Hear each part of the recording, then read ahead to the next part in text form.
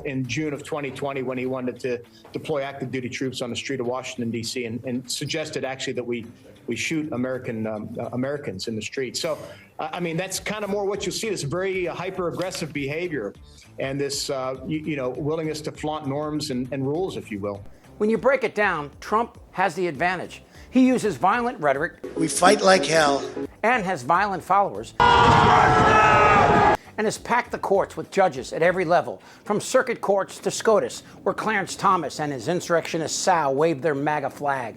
And like former Secretary of Defense Mark Esper says, another Trump presidency would pull out all the stops. He will enact revenge on protesters and media who were critical of him. It was 11 months ago that Donald Trump became the first former U.S. president who had ever been indicted. And now, nearly a year later, he is the presumptive Republican nominee. He's just clinched the delegates.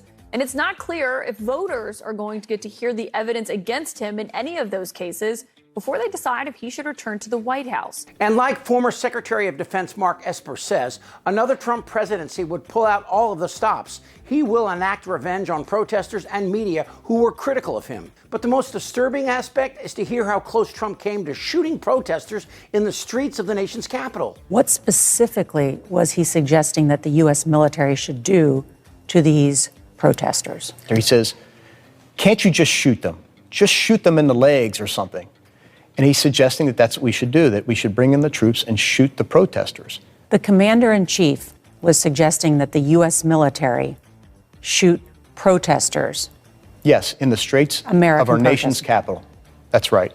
And while Trump waits to hear from SCOTUS about having immunity for his actions... It's a tough argument, Jim, because no president in our history has ever been granted this level of sweeping immunity. The majority of the country is wondering what will happen if Trump should steal an electoral victory and take office again. While we wait to hear the results of Trump's 91 indictments, let's review the Republican plan. There's ample evidence that Trump violated the Espionage Act by keeping documents, hiding them from investigators, and ultimately instructing his staff to destroy them.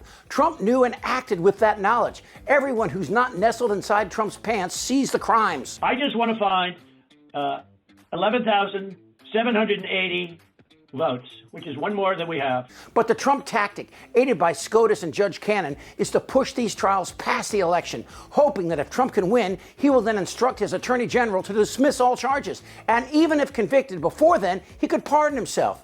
And even if Trump can't pardon himself in a state trial while president, it seems clear that Georgia could not convict or even try a sitting president. And Trump will have learned the Republican Party doesn't have the balls to remove him from office, meaning the Democrats won't be able to muster up 67 votes needed to get him out. And even then, would Trump leave if he thought he could rally troops to keep him in office? Do you believe we're talking about this? Do you believe if Donald Trump were elected next year that he would try to stay in office beyond a second term? That he would never leave office? There's no question. You think he would try to stay in power forever? Absolutely. I mean, he's already done it once. And in fact, if you look at what he did in the run up to January 6th, in terms of his pressure on the vice president not to count legitimate electoral votes, his pressure on the Department of Justice, on state officials, and then refusing to send help when the Capitol was under attack, he's already attempted to seize power. And he was stopped, thankfully, and for the good of the nation and the republic. But he said he will do it again. He's expressed no remorse for what he did. A vote for Donald Trump may mean the last election that you ever get to vote in. And again, I don't say that lightly, and I think it's heartbreaking that that's where we are. But people have to recognize that a vote for Donald Trump is a vote against the Constitution. Trump has learned his lesson. If he can get back into the White House, all bets are off. As we grow closer to what could arguably be the end of our republic, we're just learning now of what almost happened. And to tell the story about things we prevented, really bad things, dangerous things, that could have taken the country in a dark direction. What kind of terrible things did you prevent? At various times, during certainly the last year of the administration, you have folks in the White House who are proposing to take military action against Venezuela, to strike Iran. At one point, somebody proposed we blockade Cuba. These ideas would happen, it seemed every few weeks, something like this would come up, and we'd have to swat them down. Who's we had to swat them down? Well, mostly me. I had good support from General Mark Milley. Mark Esper and Chairman of the Joint Chiefs of Staff, General Mark Milley, ran the Army for over a year before finding themselves in charge at the Pentagon. In order to deal with what he calls some of the crazy ideas coming from the White House, Esper and Milley came up with a system. I come up with this idea, actually Mark Milley and I discuss it, what we call the 4 no's. The 4 things we had to prevent from happening between then and the election. And one was no strategic retreats, no unnecessary wars, no politicization of the military, and no misuse of the military. And so as we went through the next 5 to 6 months, that became the metric by which we would measure things. Remember, it was General Milley who on January the 6th called China to calm their fears that our government was spinning out of control, even though our government was spinning out of control. But it got worse. The president pulls me aside on at least a couple occasions and suggests that maybe we have the U.S. military shoot missiles into Mexico. Shoot missiles into Mexico for what? He would say to go after the cartels. And we would have this private discussion where I'd say, Mr. President, I understand the motive, because he was very serious about dealing with drugs in America. I get that. We all understand. But I had to explain to him, we can't do that. It would violate international law. It would be terrible for our neighbors to the south. It would, impact us in so many ways. Why don't we do this instead? You politely push back on the idea. Did President Trump really say no one would know it was us? Yes. Yes, he said that, and I just thought it was fanciful, right? Because, of course, it would be us. I was reluctant to tell this story because I thought people won't believe this, that they'll think I'm just making it up, and folks in Trump's orbit will dispute it.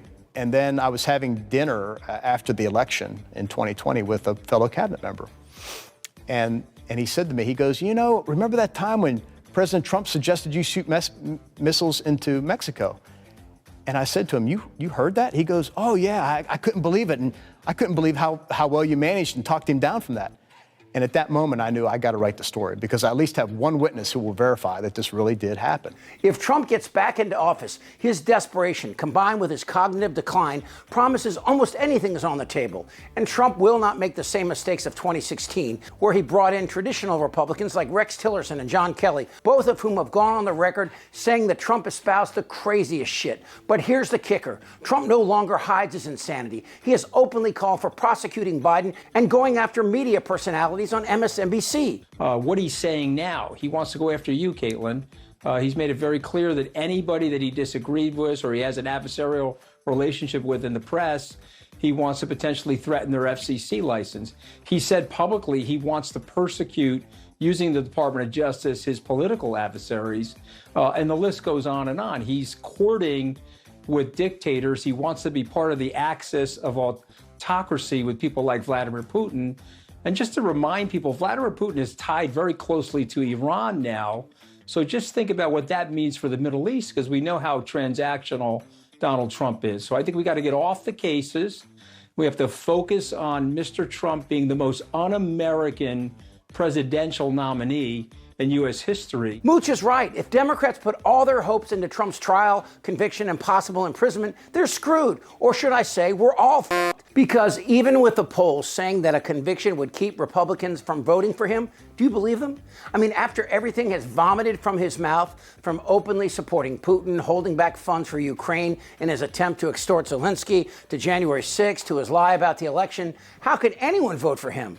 I ask that every day. I want to be a dictator. That is our future, unless we vote this cancer out of our lives and then deal with it. Because in this case, there is a cure for cancer, and it looks like this. Decision Desk can now project that former Vice President Joe Biden will win to become the 46th President of the United States. Okay, and this. Who's with me? This isn't their Republican Party anymore. Am I wrong? Damn right. Yes. Tick-tock. You're in a lot of trouble, Donnie. Follow, like, and hit notifications as Really American keeps you up to date on the latest Republican cult lie in this very important year. For Really American, I'm Chip Franklin.